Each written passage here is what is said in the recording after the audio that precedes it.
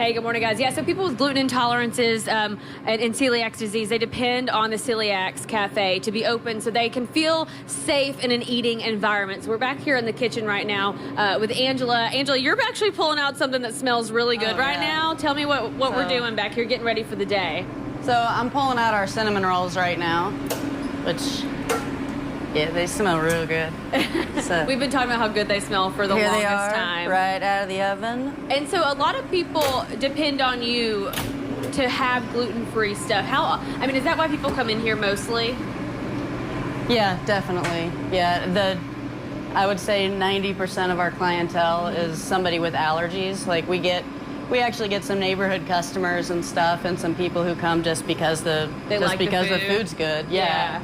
So we do get that, of course, but yeah, pretty much our entire clientele is going to be people with extreme allergies who are just looking to be able to come somewhere where they can actually order everything on the menu. We talked about some of the struggles you faced that made you post that led to you posting that GoFundMe, I should say, including, the food prices increasing, labor shortages, the pandemic in general, and then also the flooding of your restaurant because of pipes freezing and bursting. Yeah.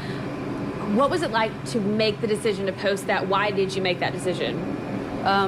It was tough, honestly. Like, I don't like to post any personal struggles out there. I like to put happy, optimistic posts, but when I was faced with, what do I want? Do I want to make this public and let people know and give people a chance to fight with me? Or am I going to try to do this alone? Because if I had done it alone, my doors may have been closed by now. Yeah. And I didn't want that. I strongly believe that an entire community would have grieved and would have been really sad. And I didn't want that. I feel like I've created a beautiful place where so many people come every single day. And our problem is not customers. Like I've said, we're busy.